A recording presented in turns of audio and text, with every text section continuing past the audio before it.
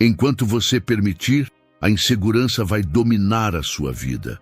Ela se instala nas suas escolhas, rouba a sua coragem e faz você acreditar que é menor do que realmente é. Mas a verdade é simples. Você não nasceu para viver encolhido. Você não precisa resolver tudo hoje. Ninguém consegue. Mas você precisa decidir uma coisa agora, que não vai continuar vivendo como alguém que duvida de si o tempo todo. Um único passo, uma única escolha firme, já começa a mudar tudo. Porque o momento em que você diz, eu vou tentar, mesmo com medo, é o momento em que a sua força desperta. É como uma chama que sempre esteve ali, esperando por oxigênio, esperando você parar de fugir de si mesmo e começar a agir como alguém que merece mais. É isso que o estoicismo ensina. Você não vence a insegurança fingindo que ela não existe. Você vence quando decide não deixar que ela decida por você. Medo existe, dúvida existe, mas elas só têm poder enquanto você entrega o controle. Hoje você começa a pegar esse controle de volta. Hoje você deixa de ser espectador da própria vida e passa a ser protagonista. Hoje você escolhe acreditar em si antes de ter provas, porque é assim que os fortes vivem, e é assim que a sua história começa a virar. E ela começa agora. Deixe nos comentários, hoje eu viro esse jogo.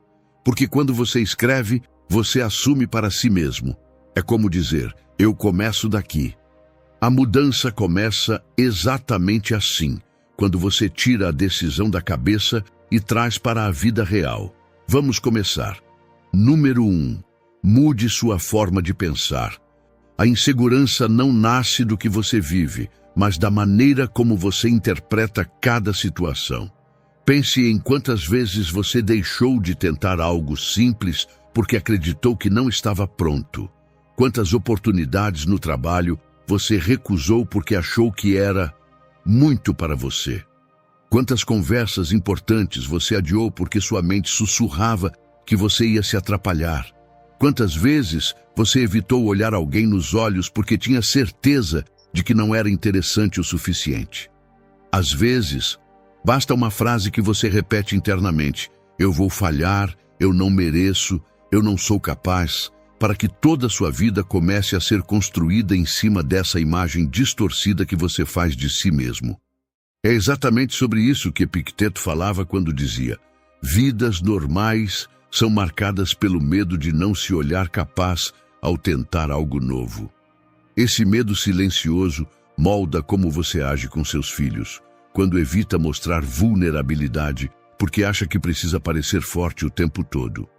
Molda como você se comporta com seu parceiro, quando engole o que sente por achar que suas emoções vão atrapalhar.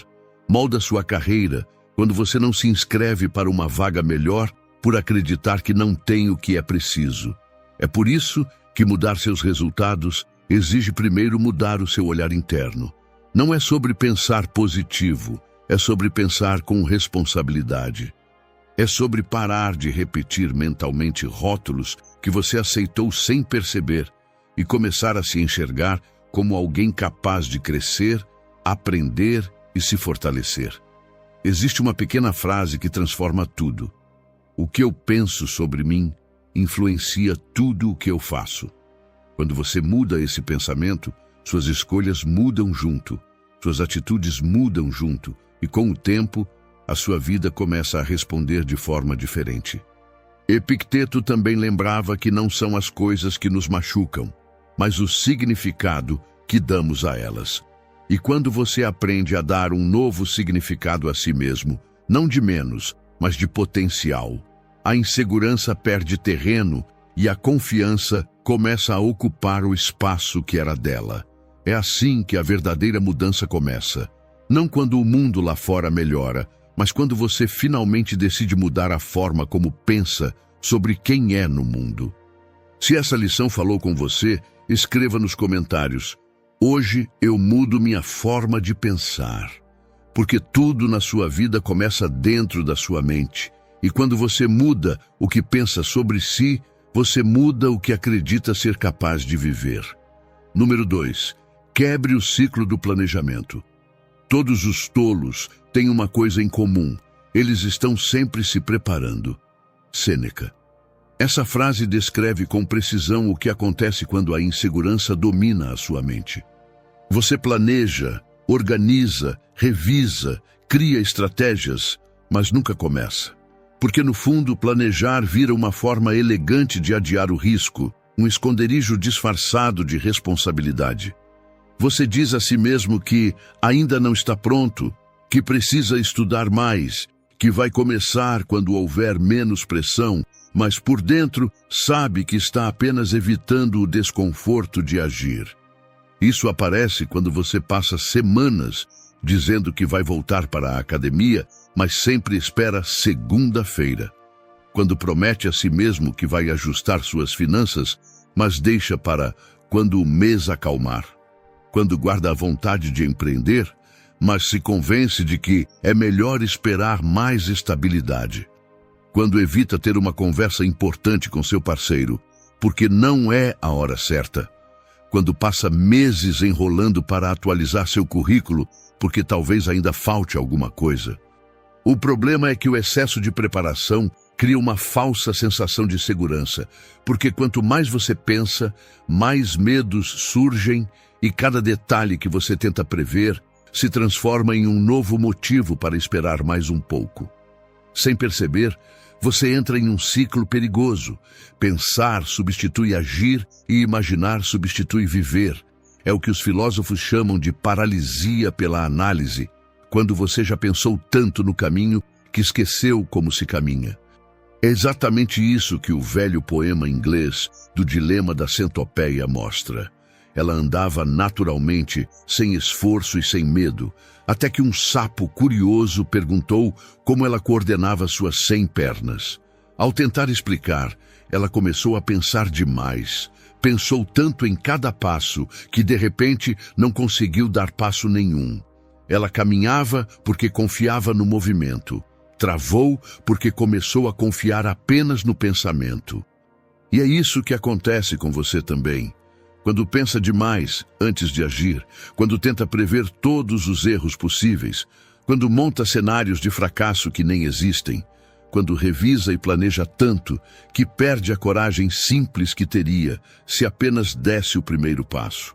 A mente existe para te ajudar a agir, não para te impedir, e a coragem não aparece antes da ação, aparece durante a ação. É no movimento que você descobre que sabe mais do que imagina, que consegue mais do que acredita, que o medo diminui quando você decide atravessá-lo, não quando tenta controlá-lo. A insegurança se alimenta do adiamento. A confiança se alimenta do movimento.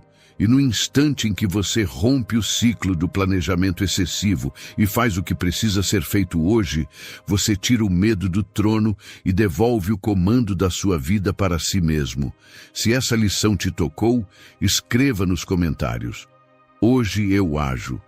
Porque quando você age, mesmo de forma imperfeita, você prova para si que não está mais vivendo à espera da vida. Você está vivendo a própria vida. Número 3. Seu ideal precisa ser maior que seu medo. Uma pessoa insegura não se paralisa porque é fraca, mas porque não tem um norte. Quando você não sabe o que está tentando construir, qualquer dificuldade parece gigante, qualquer opinião te abala, qualquer desafio te derruba, e a vida vira uma sequência de tentativas tímidas que nunca chegam ao lugar que você deseja. Mas quando você tem um ideal claro, quando sabe para onde está indo, o medo deixa de ser um muro e vira apenas uma sombra no caminho. Os estoicos sabiam disso. Marco Aurélio escrevia para si mesmo todos os dias, lembrando-se do propósito que tinha como ser humano, porque ele entendia que a mente só se mantém firme quando sabe por que está lutando, e você também precisa disso. Pense no seu ideal como um farol. Algo que te chama de longe, mesmo nos dias em que tudo parece nublado, mesmo quando você está cansado, mesmo quando perdeu a motivação. Esse farol não é um sonho vago, nem um plano perfeito. É a visão da pessoa que você quer se tornar. E aqui entra algo que muda tudo. Imagine o último dia da sua vida. Quem você quer ter sido? Que qualidades você deseja ter fortalecido? Que tipo de pai, mãe, parceiro ou profissional você deseja olhar e dizer: eu fiz o meu melhor? Você quer ter sido alguém que fugiu dos problemas ou alguém que os encarou com dignidade? Quer ter vivido uma vida guiada pelo medo ou pela coragem? Esse exercício, que parece pesado, na verdade é libertador. Ele corta o excesso, limpa a confusão, mostra o que importa e revela com clareza o que merece sua energia e o que só te distrai. Quando você define esse ideal, cada ação deixa de ser aleatória e passa a ser parte de uma construção. É como montar uma mesa. Você só pega o material que faz sentido para o projeto, você não leva madeira que não combina, não compra peças que não se encaixam, não carrega peso desnecessário, você escolhe apenas o que constrói. Na vida é a mesma coisa. Quando você tem um ideal claro, você escolhe melhor suas atitudes, suas palavras, seus relacionamentos, seus limites, seus hábitos. Você começa a agir como alguém que está construindo um caráter, não apenas passando o dia. E algo poderoso acontece. Aquilo que antes te dava medo começa a perder força. O julgamento dos outros não pesa tanto, o passado não te prende tanto, as críticas não te derrubam, porque você entende que não está vivendo para agradar o mundo, está vivendo para honrar quem você decidiu ser. O propósito não cria ansiedade, o propósito cria direção. Ele te protege de se perder, de ser manipulado, de cair nos valores dos outros. Ele traz uma força silenciosa, a força de quem acorda sabendo que cada passo, por menor que seja, está construindo algo real. Quando o seu ideal se torna maior que o seu medo, você finalmente para de fugir e começa a viver. Número 4. Pratique a disciplina. Existe algo quase mágico na disciplina. Ela funciona mesmo quando você não está motivado. Porque a disciplina não depende do seu humor, não negocia com as suas dúvidas e não pergunta se você está inseguro. Ela simplesmente exige que você faça o que precisa ser feito, especialmente nos dias em que a sua mente tenta te convencer a parar. A insegurança sempre tenta te levar para o caminho mais fácil, o da espera, do adiamento, do amanhã eu começo, enquanto a disciplina faz o oposto. Ela te puxa de volta para a realidade e lembra que o progresso não nasce do sentimento, nasce do compromisso. Uma pessoa disciplinada não age porque se sente forte, age porque decidiu ser forte. E essa decisão aparece nos detalhes reais da vida adulta. Quando você levanta da cama no horário mesmo com o corpo pedindo mais 5 minutos, quando você faz o treino mesmo com vontade zero, quando você organiza suas finanças mesmo sentindo ansiedade, quando você continua estudando mesmo depois de um dia exaustivo, quando você cumpre sua palavra mesmo que ninguém esteja olhando. Disciplina é esse ato silencioso de autocontrole que corta o excesso e mantém apenas o essencial. E a verdade é simples. Quando você é disciplinado, a insegurança perde espaço, porque cada pequena ação cumprida prova, de forma concreta e diária, que você é capaz de fazer o que prometeu. Nada constrói confiança mais rápido do que a repetição consistente de pequenos deveres. É isso que faz uma pessoa se sentir estável, segura e dona da própria vida. Ser disciplinado não é ser perfeito, é ser constante. É entender que a vida que você quer depende mais das ações que você repete do que das emoções que você sente. É assumir que não é o como você está hoje que define o seu destino, mas o que você faz apesar de como está hoje. Quando você escolhe a disciplina, você deixa de ser refém do seu medo e se torna responsável pela pessoa que está se tornando, porque disciplina é liberdade. Liberdade de você mesmo, dos seus impulsos, das suas desculpas e da sua insegurança. É essa força que transforma dias comuns em progresso real. E quando você aprende a ser consistente mesmo nos dias difíceis, descobre algo que muda completamente sua vida. Você é mais forte do que o seu humor, mais estável do que os seus medos e infinitamente mais capaz do que imaginava. Número 5. Treine, até dominar o medo de falhar. Ninguém nasce pronto, e toda pessoa que hoje parece segura, competente, experiente ou brilhante, um dia esteve exatamente onde você está agora. Diante do primeiro degrau, com o coração acelerado, com dúvidas sobre si mesma e com medo de errar. E a única diferença entre elas e você é que elas decidiram subir mesmo assim. O medo de falhar não é o que te paralisa. O que te paralisa é acreditar que falhar significa algo sobre o seu valor, como se um erro colocasse em risco a sua identidade, sua dignidade ou o respeito que deseja conquistar. Mas falhar não define ninguém. Falhar é apenas parte do caminho, um ajuste natural, uma revisão do percurso. Como quando você usa uma ferramenta pela primeira vez, percebe que não domina o movimento, ajusta, tenta de novo, repete, erra, acerta e pouco a pouco descobre como ela funciona. E isso acontece em todas as áreas da vida real, quando você tenta ser um pai mais presente e erra na comunicação. Quando decide começar a treinar e não consegue manter a rotina na primeira semana. Quando começa um curso e percebe que não entende tudo de imediato. Quando tenta expressar seus sentimentos e as palavras saem tortas. Quando assume uma responsabilidade maior no trabalho e sente que não correspondeu como queria. A insegurança não nasce do erro, nasce da tentativa evitada. Porque quando você tenta, mesmo do jeito errado, você aprende, mas quando você não tenta, você alimenta a fantasia de que algo terrível acontecerá se der o próximo passo. E essa fantasia cresce até virar um gigante que você mesmo criou e que só desaparece quando você age. O medo de falhar diminui quando você passa a enxergar cada tentativa como um treino, não como uma sentença. Quando entende que as pessoas que mais venceram foram justamente as que mais erraram. Quando percebe que ninguém respeita quem nunca falhou, respeitamos quem tentou apesar do medo. Dominar o medo de falhar é trocar a pergunta, e se der errado? Por o que eu aprendo se der errado? É escolher caminhar mesmo com insegurança. É aceitar que nenhum passo precisa ser perfeito, só precisa ser verdadeiro. E quando você faz isso, algo muda dentro de você.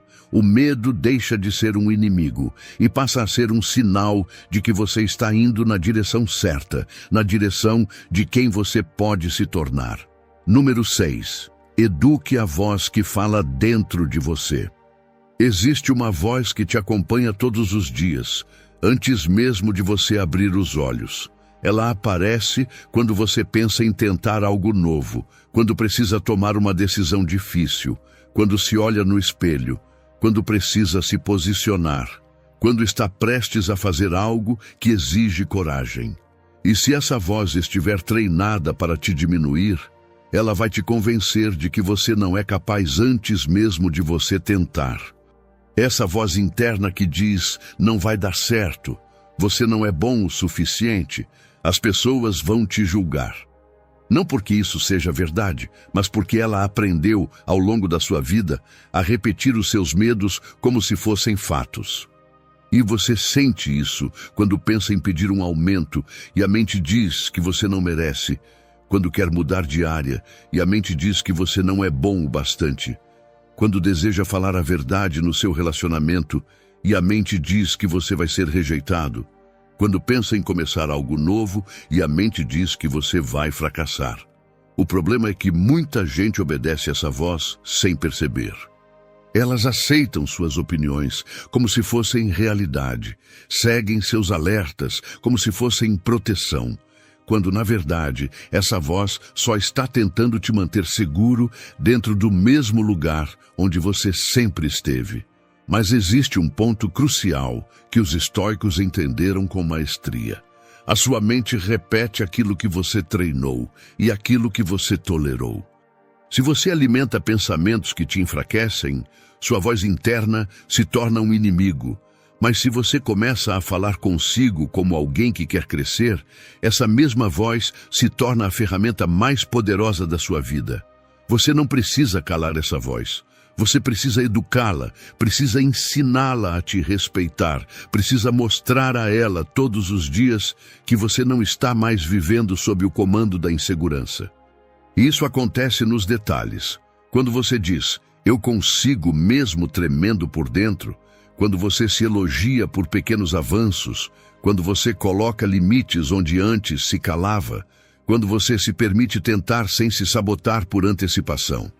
A partir do momento em que você muda o tom dessa conversa, a sua vida muda também, porque a insegurança não nasce dos outros, ela nasce do que você permite que a sua própria mente te diga. Quando você domina essa voz, você domina a si mesmo. E quando domina a si mesmo, nada lá fora tem mais o poder de te paralisar. E se essa ideia tocou algo em você, vá agora nos comentários e escreva: hoje eu escolho acreditar em mim. Porque é assim que uma nova voz nasce dentro de você, não a voz do medo, mas a voz de quem finalmente decidiu se tornar quem realmente é. Número 7. Aprenda a ser o seu próprio alicerce.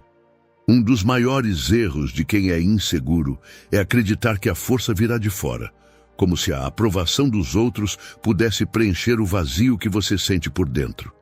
Você vive esperando que alguém confirme que você é bom o suficiente, inteligente o suficiente, interessante o suficiente, e passa a medir o seu valor pelo humor, pela opinião ou pela aceitação alheia, mas ninguém encontra segurança assim. A verdade é que a sua vida só começa a mudar quando você desenvolve a capacidade de se sustentar internamente, quando deixa de viver na dependência emocional do olhar do outro e passa a construir um relacionamento consigo mesmo que seja firme, estável e real. Isso aparece nas situações mais simples, quando você se desculpa por coisas que não fez só para evitar conflito. Quando aceita migalhas de atenção para não perder alguém, quando trabalha além do limite para provar valor, quando se cala porque teme desagradar, quando diminui seus talentos para não despertar desconforto nos outros, tudo isso é falta de autorrespeito. E o autorrespeito é o alicerce da confiança. Os estoicos entendiam que ninguém pode te dar aquilo que você mesmo se nega. É você quem precisa validar seu próprio esforço, reconhecer suas próprias conquistas, corrigir seus próprios erros sem se destruir por isso. Autorrespeito é escolher o que te faz crescer, não o que te dá aprovação. É colocar limites mesmo tremendo, é dizer: isso não é suficiente para mim, mesmo sabendo que pode perder pessoas. É assumir suas necessidades sem pedir desculpas. É honrar a sua palavra consigo mesmo, não com o mundo. E quando você começa a se sustentar por dentro, algo muda silenciosamente. Você para de mendigar amor, parar de buscar validação, parar de viver tenso com medo de ser rejeitado e descobre que a verdadeira segurança nasce de uma postura interna, não de um aplauso externo. A insegurança perde força quando você decide ser seu próprio porto seguro. E quando essa força se instala, ninguém mais tem o poder de te diminuir, te manipular ou te desestabilizar. Porque quem aprendeu a se sustentar por dentro não desaba por fora. Número 8. Pare de tentar controlar o que nunca dependeu de você. Grande parte da sua insegurança não vem do medo, mas do esforço exaustivo de tentar controlar tudo, controlar o que pensam de você, controlar como as pessoas vão reagir, controlar cada desfecho, cada palavra, cada movimento do mundo à sua volta. Você tenta ajustar tudo para evitar surpresas e é justamente isso que te esgota. Não é a vida que pesa.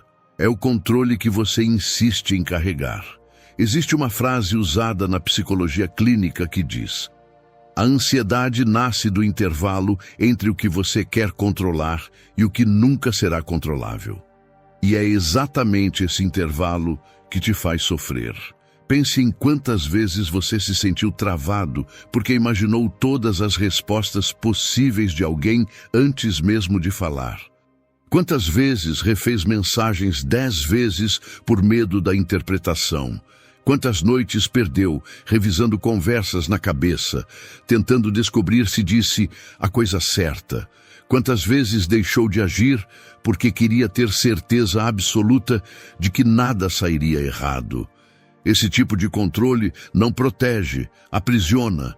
Os estoicos entendiam que a maior liberdade emocional vem de uma decisão simples. Eu faço a minha parte, o resto não me pertence. Você não controla se vão te aceitar, mas controla se apresenta com verdade. Você não controla se vão reconhecer seu esforço, mas controla o que você entrega. Você não controla o comportamento dos outros, mas controla seus limites. Você não controla o desfecho, mas controla a intenção e a postura que leva até ele. Quando você tenta comandar tudo, você diminui. Quando foca apenas no que é seu, você cresce. Soltar o controle não é desistir. É escolher onde vale a pena colocar energia. Você não foi feito para regular o mundo, foi feito para regular a si mesmo. A prática é simples. Na próxima vez que sentir a tensão subir, pergunte com honestidade brutal: isso depende de mim ou estou tentando segurar o vento? Se depender, haja. Se não depender, solte.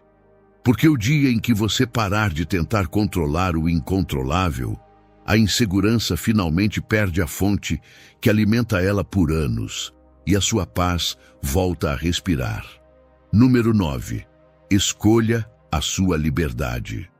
Epicteto dizia que a principal tarefa da filosofia é responder ao clamor da alma, fazer sentir e assim nos libertar do domínio de nossas tristezas e medos. E poucas coisas aprisionam mais do que a insegurança, porque ela não te prende com correntes, mas com histórias que você repete a si mesmo. Eu não posso, eu não consigo, vou decepcionar, vão me julgar. E aos poucos você começa a viver encarcerado dentro de limites que nunca foram reais. Ser livre não é viver sem medo, é não obedecer ao medo. É não deixar que ele dite o tamanho da sua vida, as pessoas com quem você se envolve, os projetos que você inicia ou a coragem que você deixa para depois. Ser livre é recuperar aquilo que a insegurança te roubou, o direito de agir sem pedir permissão para a própria dúvida. A alma clama por liberdade quando você passa tempo demais tentando ser perfeito, aceito, admirado ou aprovado. É esse clamor silencioso que faz você sentir que tem algo faltando, mesmo quando está fazendo tudo certo aos olhos dos outros. A insegurança cria um tipo de prisão invisível. Você pode sair quando quiser, mas acredita que não consegue. A filosofia e o estoicismo te libertam quando te lembram do óbvio que você esqueceu. Que a vida é sua, que os passos são seus, que a força está em você, que ninguém tem autoridade para medir seu valor. Ser livre é agir apesar do medo, é falar com verdade, é caminhar com dignidade, é se permitir errar sem se destruir por isso. Ser livre é finalmente deixar de viver para atender aos padrões dos outros e começar a viver de acordo com a pessoa que você escolheu ser lá dentro, onde ninguém pode ver, mas onde tudo começa. Quando você abandona o peso de provar algo ao mundo, descobre a leveza de viver em paz consigo. Número 10. Comece a ser você. Em algum momento da vida, você aprendeu a cortar pedaços de si para caber em lugares pequenos, aprendeu a falar mais baixo para não incomodar, a desejar menos para não parecer arrogante, a esconder seus talentos para não despertar inveja, e sem perceber, foi se tornando uma versão reduzida de quem você poderia ser. Mas existe uma força dentro de você que sabe que isso está errado, uma força que te chama para fora da vida limitada que você construiu para se proteger. Ser você não é um ato simples, é um ato de coragem. É escolher não pedir desculpas pela própria intensidade, é assumir sua sensibilidade sem medo, é reconhecer sua inteligência sem se diminuir, é caminhar com dignidade mesmo quando sua voz ainda treme. A verdade é que ninguém se sente inseguro porque é pequeno. A insegurança nasce porque lá no fundo você pressente que é maior do que imagina, pressente que existe uma versão sua mais corajosa, mais capaz, mais madura, mas teme o trabalho emocional que será crescer até esse tamanho. Você sente esse chamado quando deseja ser um pai melhor, mas duvida da sua própria paciência, quando quer assumir uma responsabilidade maior no trabalho, mas teme não estar à altura. Quando sente que merece um relacionamento mais saudável, mas tem medo de exigir respeito. Quando percebe que precisa mudar de vida, mas teme não sustentar a decisão. A insegurança aparece exatamente nesses momentos, não porque você é fraco, mas porque, no fundo, sabe que está sendo chamado para algo maior. A insegurança tenta te convencer de que você deve ser menos, que é mais seguro não se expor, não assumir nada, não abrir o coração, não correr riscos, mas, na verdade, sua vida só vai mudar quando você decidir ser mais. Mais honesto com você mesmo, dizendo finalmente, isso aqui não me serve mais. Mais fiel ao que sente, reconhecendo quando está cansado, quando está triste, quando está sendo injusto consigo. Mais comprometido com aquilo que acredita, escolhendo ser um profissional melhor mesmo quando ninguém está olhando, sendo um pai ou mãe mais presente mesmo quando está exausto, sendo um parceiro mais amoroso mesmo quando o orgulho manda recuar. Ser mais no mundo real é isso, é escolher a versão de você que faz o certo, não a que se esconde. É assumir o tamanho da sua própria vida, mesmo quando esse tamanho assusta. Porque a autenticidade não afasta as pessoas certas, só afasta as erradas. E quando você para de se moldar ao que o mundo espera, descobre que existe uma liberdade que ninguém pode te dar, apenas você. Nosso maior medo não é sermos inadequados. Nosso maior medo é não saber que nós somos poderosos, além do que podemos imaginar. É a nossa luz, não nossa escuridão, que mais nos assusta. Nós nos perguntamos, quem sou eu para ser brilhante, lindo, talentoso, fabuloso? Na verdade, quem é você para não ser? Você é um filho de Deus. Você, pensando pequeno, não ajuda o mundo. Não há nenhuma bondade em você se diminuir, recuar, para que os outros não se sintam inseguros ao seu redor. Todos nós fomos feitos para brilhar, como as crianças brilham. Nós nascemos para manifestar a glória de Deus dentro de nós. Isso não ocorre somente em alguns de nós, mas em todos. Enquanto permitimos que nossa luz brilhe, nós, inconscientemente, damos permissão a outros para fazerem o mesmo. Quando nós nos libertamos do nosso próprio medo, nossa presença automaticamente libertará outros. Você já percebeu que existem pessoas que só lembram de você quando precisam de algo? Você ajuda 1, 2, 10 vezes, entrega seu tempo e sua energia e a pessoa continua igual, ou até pior. E no fim, você ainda se sente culpado por não conseguir fazer mais. Mas existe uma verdade que dói admitir. Nem todo mundo quer ser ajudado. Alguns querem apenas alguém que carregue o peso por eles. Pensa comigo. Quantas vezes você parou a sua vida para resolver problemas que nem eram seus? Quantas vezes você deixou tudo de lado para socorrer alguém que nunca faria o mesmo por você? Isso não é bondade, isso é autoabandono. O estoicismo ensina exatamente isso. Ajudar não é se anular, não é carregar adultos como se fossem crianças, não é tentar salvar quem não quer mudar. É escolher com consciência onde colocar a sua energia, porque ela é limitada, e gastá-la com as pessoas erradas te esgota, te prende e te afasta da sua própria paz. Por isso, neste vídeo, eu vou te mostrar os 7 tipos de pessoas que você precisa parar de ajudar agora, não por egoísmo, mas por respeito a si mesmo, porque o dia em que você decide se proteger é o dia em que sua paz volta para você. Vamos começar. Tipo número 1. Manipulador. Alguma vez você já cedeu a uma chantagem emocional só para não se sentir mal? Já disse sim quando queria dizer não, apenas para evitar sentir culpa, uma briga ou decepcionar alguém? Esse é o terreno perfeito onde os manipuladores crescem, o da culpa e da boa intenção. Algumas pessoas não querem ajuda, querem controle. Elas transformam sua gentileza em obrigação, sua empatia em cativeiro emocional. Fazem você acreditar que dizer não é falta de amor e que se afastar é egoísmo.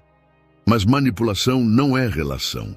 Se ajudar alguém custa a sua paz, seu propósito ou sua identidade, isso não é ajuda, é aprisionamento.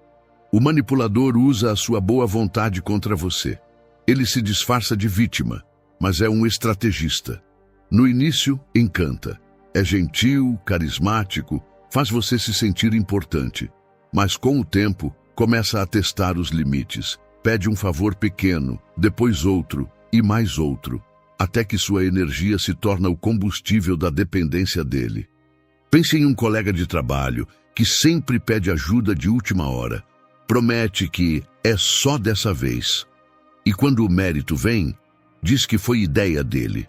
Ou em uma amizade em que você vive resolvendo problemas, cedendo tempo e paciência, enquanto o outro te manipula com frases como: sem você eu não consigo. Você é a única pessoa que me entende. Essas pessoas não querem crescer. Querem garantir que você continue disponível. Elas aprendem a apertar o botão certo, o da culpa. E toda vez que você cede, reforça a ideia de que o seu silêncio é o preço da paz. É aí que o ciclo começa. Você ajuda uma vez, depois outra, e quando tenta parar, o manipulador se ofende. Diz que você mudou, que é ingrato, que abandonou justo quando ele mais precisava. Mas o objetivo é um só: fazer você se sentir responsável pelo bem-estar dele. Essa é a essência da manipulação: transformar a generosidade do outro em instrumento de poder. E quem vive cercado por manipuladores, cedo ou tarde, perde o senso de merecimento e passa a duvidar da própria bondade. Você começa a sentir medo de decepcionar, medo de dizer não, medo de se afastar. E quando o medo entra, a liberdade sai. Os estoicos chamavam isso de autodomínio moral, a virtude de não entregar o próprio equilíbrio às mãos dos outros. Publio Cyrus já alertava: aquele que permite ser enganado, compartilha da culpa do enganador. E é exatamente isso que o manipulador faz: transforma sua bondade em permissão. A verdadeira compaixão não é ceder a todo pedido, mas discernir quando o pedido é uma forma de controle. Lembre-se, ajudar não é se anular. Quando você diz não para quem te manipula, está dizendo sim para sua paz. O manipulador não quer ajuda, quer domínio. E a única maneira de quebrar o ciclo é recuperar o poder sobre as suas escolhas, parar de negociar a própria tranquilidade em troca de aprovação. Pense nisso. Nenhuma relação saudável nasce da culpa. Quem realmente precisa de ajuda aceita limites, reconhece esforços e caminha junto. Quem manipula, cobra, suga e depois culpa. E, se você não impõe um limite, a relação se transforma num campo de chantagem, onde só um lado ganha. A partir de hoje, observe quem te cerca, ajude sim, mas nunca à custa da sua serenidade, porque o preço da manipulação é sempre o mesmo: a perda da sua liberdade. Tipo número 2. Intrigueiro. Você já percebeu como algumas pessoas parecem se alimentar do caos? Elas estão sempre no centro de um mal-entendido, levando e trazendo comentários, dizendo que só estão sendo sinceras, mas o que realmente fazem é plantar veneno onde passam. Essas pessoas não constroem pontes, constroem muros, sorriem na sua frente, mas criticam em segredo. E o pior é que disfarçam a maldade de interesse, dizendo que só querem te alertar, mas o que chamam de sinceridade é apenas uma forma de espalhar intriga. Quando você ajuda alguém que provoca conflitos, você não está resolvendo o problema, está entrando nele. Pense em um ambiente de trabalho onde uma pessoa está sempre comentando sobre os outros. Quem foi promovido, quem errou, quem está diferente. Ela finge se importar, mas o que busca é criar tensão, dividir opiniões, aproximar uns e afastar outros. Se você tentar ajudar, ouvir, aconselhar, logo perceberá que nada muda, porque ela não quer resolver, quer ser o centro da história. E é aí que muitos caem. Acham que estão sendo solidários, quando na verdade estão alimentando a discórdia. Com o tempo, essa energia começa a se espalhar e você passa a se sentir cansado, confuso e até desconfiado de quem não merece. O fofoqueiro não destrói com força, destrói com insinuação. Os estoicos alertavam sobre isso há séculos. Sêneca dizia: quem fala mal dos outros diante de você, falará de você diante dos outros. E Marco Aurélio reforçava: o que não contribui para o bem comum não deve ocupar a mente. Essas duas frases resumem a sabedoria que muitos ignoram. Quem vive falando dos outros perde o controle sobre si mesmo. Por isso, quando alguém vier te trazer uma novidade, pergunte a si mesmo: isso vai me ajudar em quê? Se a resposta for em nada, sorria e se afaste. Você não deve ser depósito da confusão alheia. Quem vive dividindo os outros nunca está em paz consigo. A fofoca é a válvula de escape dos inseguros. Eles tentam reduzir os outros para se sentirem maiores. Mas quem cresce de verdade não precisa diminuir ninguém. Lembre-se, o que você escuta com frequência molda o que você pensa, e o que você pensa molda o que você se torna. Quando você tenta ajudar quem vive falando mal dos outros, acaba entrando na mesma vibração. A energia que antes era usada para construir começa a ser gasta tentando apagar incêndios que não são seus. E o preço disso é alto, você perde o foco, perde a leveza e aos poucos começa a pensar como quem você tentou consertar. Ajudar o fofoqueiro é como tentar limpar uma água que continua sendo suja na fonte. A única maneira de preservar sua paz é parar de participar do ciclo. Deixe que o barulho fique com quem precisa dele para se sentir importante. Você não precisa provar nada a ninguém. A grandeza fala baixo. Então, da próxima vez que alguém te procurar para falar dos outros, lembre-se, isso não é ajuda, é armadilha. Ajude o silêncio a vencer, e você verá como a vida se torna mais leve, mais limpa e mais sua. Tipo número 3. Quem não aceita mudar. Imagine alguém afundando na lama e você estende a mão, mas em vez de segurar, ela puxa você para dentro. É assim que acontece quando tentamos ajudar quem não quer mudar, acabamos presos junto àquilo que estávamos tentando salvar. O instinto de ajudar é nobre, mas ele precisa de consciência. Nem toda mão estendida é um pedido de socorro. Às vezes, é uma tentativa inconsciente de arrastar alguém para o mesmo lugar. E é aí que mora o perigo. Quando a compaixão ultrapassa o discernimento, o que era um ato de amor vira autossacrifício. Ajudar quem se recusa a mudar é como tentar remar um barco sozinho enquanto o outro fura o casco. Você gasta energia, tempo e alma e, no fim, os dois afundam. Não ajude quem não aceita mudar. Se a pessoa não reconhece seus erros, sua ajuda não é compreensão, é prisão. Você pensa que está sendo generoso, mas no fundo está alimentando o mesmo comportamento que destrói o outro e esgota você. É como construir uma escada para quem não tem intenção de subir. Por mais que você insista, se o outro não der o primeiro passo, a única coisa que vai cair é a sua paz. Nem todos aceitam ajuda, nem todos desejam mudar, E entender isso é uma forma de sabedoria, porque maturidade também é saber quando não interferir.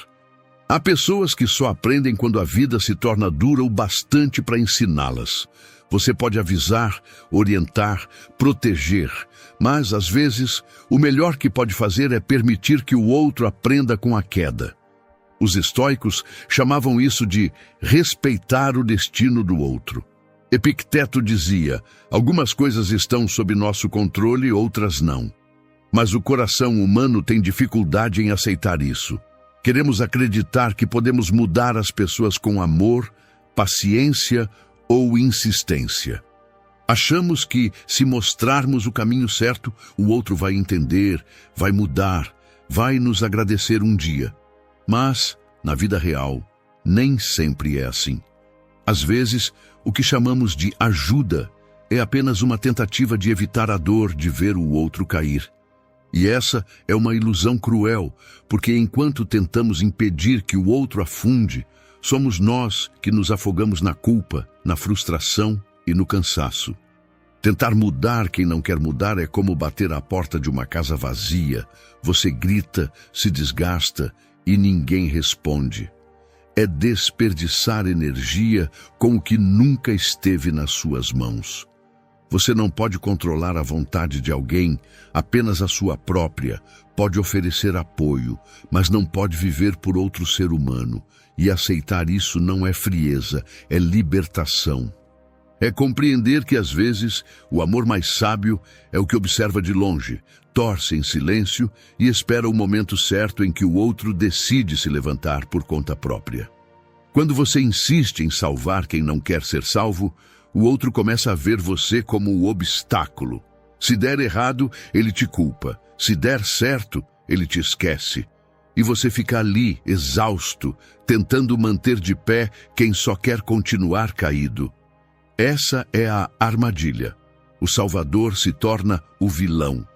Você dá tudo, tempo, energia, coração, e no fim, o vazio volta maior. Porque ninguém agradece o esforço que não pediu e ninguém aprende o que não quis aprender. Respeitar o livre-arbítrio é entender que cada pessoa tem um tempo, um caminho e um destino que você não pode viver por ela. É aceitar que, às vezes, o amor mais maduro é o amor que se afasta.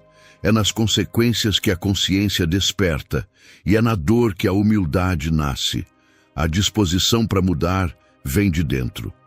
Ninguém se transforma por conselho, apenas por consciência. Por isso, se quiser viver em paz, pare de tentar salvar quem se recusa a nadar. Afaste-se sem raiva, sem culpa e sem discurso, porque a ajuda verdadeira não é a que impede a queda, é a que confia que o outro vai se levantar no próprio tempo. Lembre-se, amor sem limites vira sacrifício, e sacrifício constante se transforma em silêncio, cansaço e perda de si mesmo. E quando o coração doer por se afastar, lembre-se, você não desistiu. Apenas parou de se afogar por quem escolheu não nadar. Tipo número 4. Sugador. Há uma linha tênue entre ajudar e ser usado, e o sugador vive de atravessá-la. Se você já sentiu que vive mais a vida dos outros do que a sua, sem perceber, pode estar ajudando um. Imagine estar sempre disponível. Você ouve, ajuda, dá atenção. Mas, no fim do dia, sente que deu tudo e não recebeu nada. Sua mente fica pesada, o corpo cansado e o coração vazio. É assim que os sugadores agem. Eles não querem crescer, querem consumir. Não buscam transformação, buscam manutenção. Querem alguém que os mantenha de pé enquanto continuam parados. Essas pessoas transformam a sua boa vontade em fonte de sobrevivência emocional. Sempre tem um novo problema, uma nova urgência, uma nova razão para sugar mais de você. E quanto mais você dá, mais elas pedem. A sua ajuda vira combustível para a estagnação do outro. Mas o erro não está apenas em quem suga, está em quem não define limites. Os esgotadores sempre existirão, mas são os limites que definem quem drena e quem sobrevive. Você não precisa endurecer o coração, só precisa aprender a fechar a porta antes de ficar sem ar. Pense na orientação dos aviões. Antes de ajudar alguém, coloque a máscara de oxigênio em si mesmo. Não é egoísmo, é lógica, porque se você desmaia tentando salvar o outro, ninguém se salva.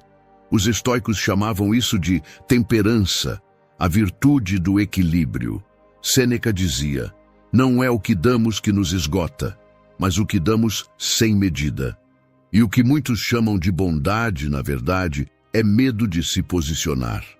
Ajudar não é entregar-se inteiro, é saber até onde você pode ir sem se perder. Quando você ultrapassa o limite do que pode oferecer, o que era generosidade se transforma em autoabandono. E ajudar quem não quer se levantar é como carregar um peso que nunca será seu. Você tenta curar, mas quem adoece é você. A virada é clara. O sugador sempre vai querer mais, mas é você quem precisa aprender a dizer chega. Quem realmente quer crescer, compartilha. Quem quer evoluir, busca autonomia. Mas quem vive drenando a energia dos outros transforma qualquer relação em um poço sem fundo. Defender seus limites é um ato de amor próprio, não de frieza. Porque enquanto você tenta salvar todo mundo, se esquece de salvar a si mesmo. Ajudar é nobre, mas se anular é desperdício.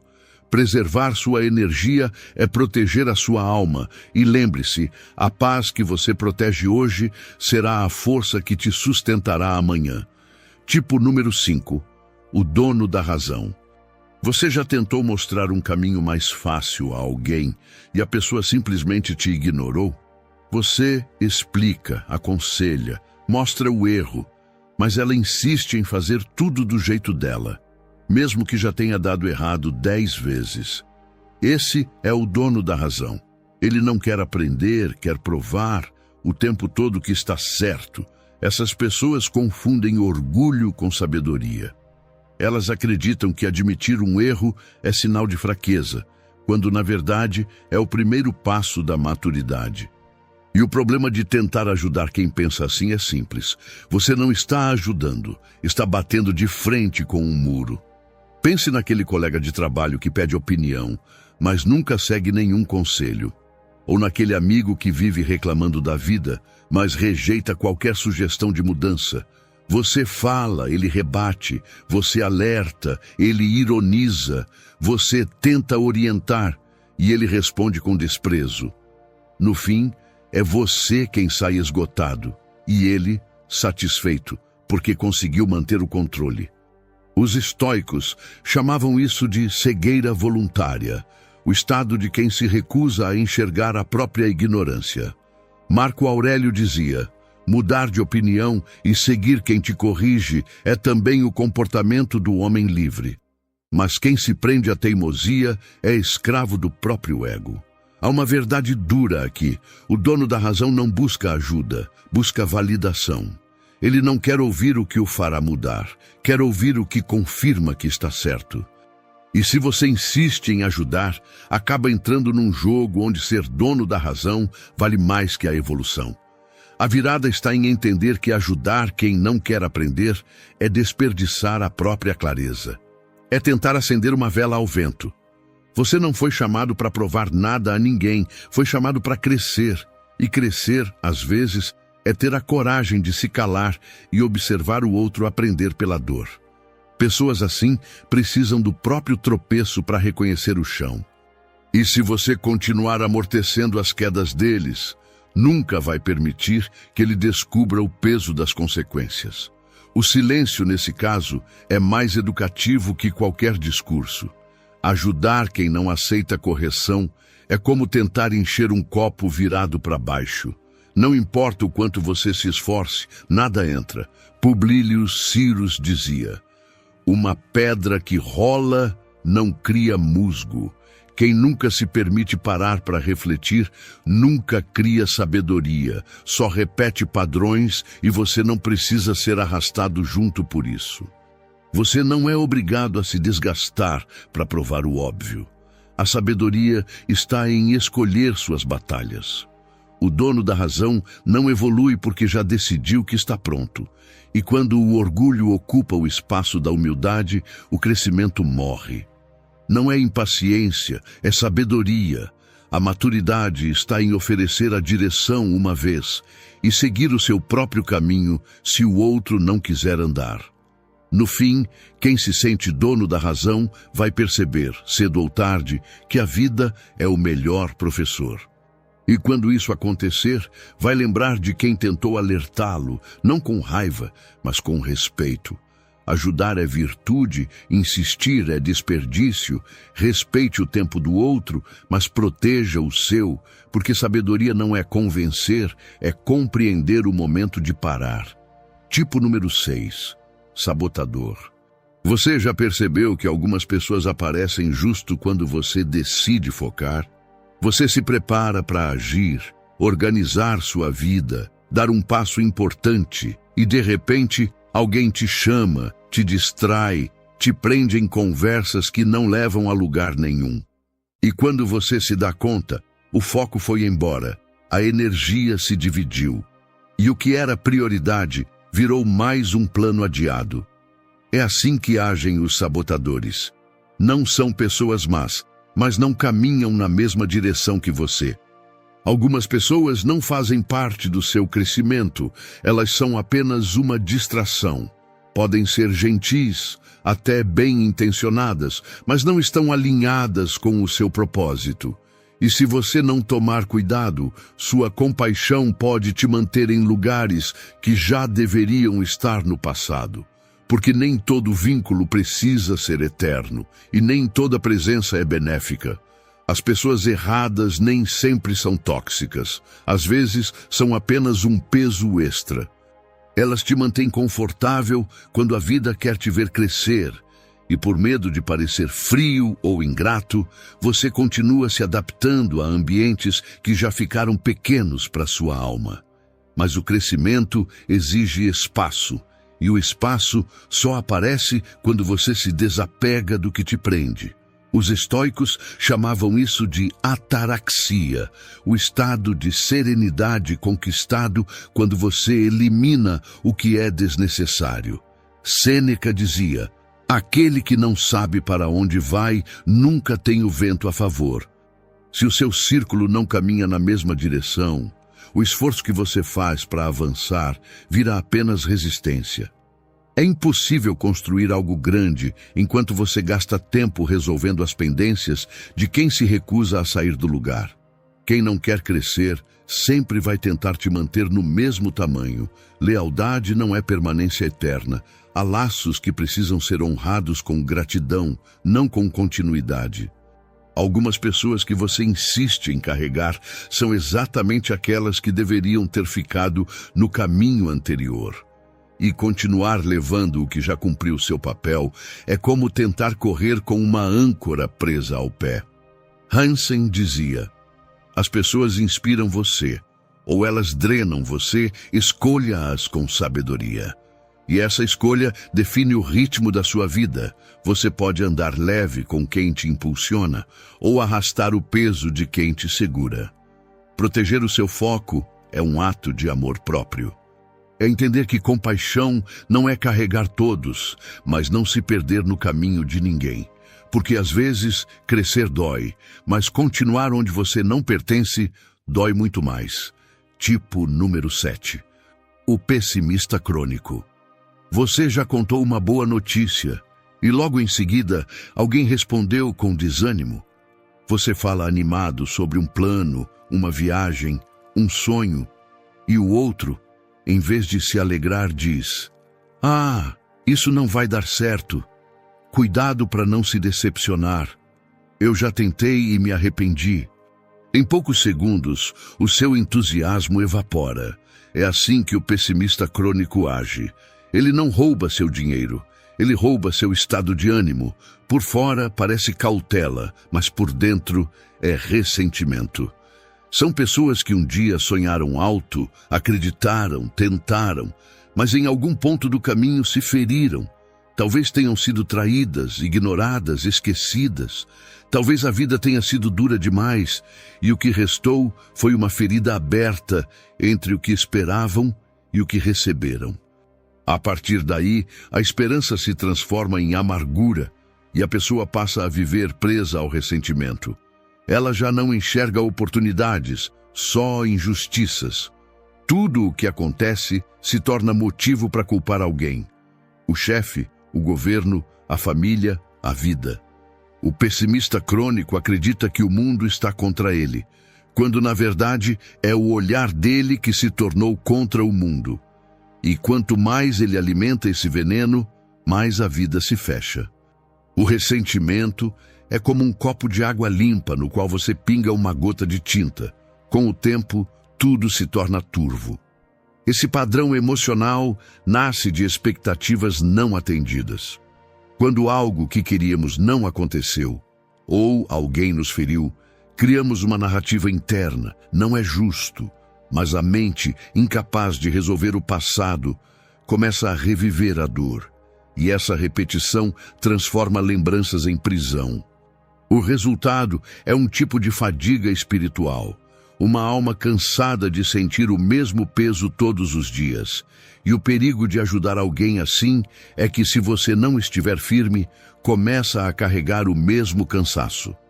A energia do pessimista é contagiosa. Ele não quer conselhos, quer companhia na amargura. Os estoicos sabiam disso. Marco Aurélio dizia: o que nos fere não é o que acontece, mas como escolhemos olhar para o que acontece. A dor é inevitável, mas o ressentimento é uma escolha. E a pior escolha que você pode fazer é deixar a ferida se tornar sua identidade. Ajudar o pessimista crônico é inútil se ele ainda se agarra às culpas do passado. Você pode oferecer luz, mas ninguém pode obrigar outro a abrir os olhos. A cura é um ato de vontade, e a esperança precisa ser replantada de dentro para fora. A verdadeira liberdade vem quando você para de procurar culpados e começa a reconstruir o próprio sentido. A vida não te deve nada, mas ela te oferece tudo de novo quando você decide começar outra vez. Quem vive olhando para trás repete a dor. Quem aceita o que passou abre espaço para o novo. Isso não quer dizer que o que você sofreu foi certo ou justo, mas já aconteceu e, como os estoicos dizem, não temos poder sobre o passado, só temos poder sobre o presente.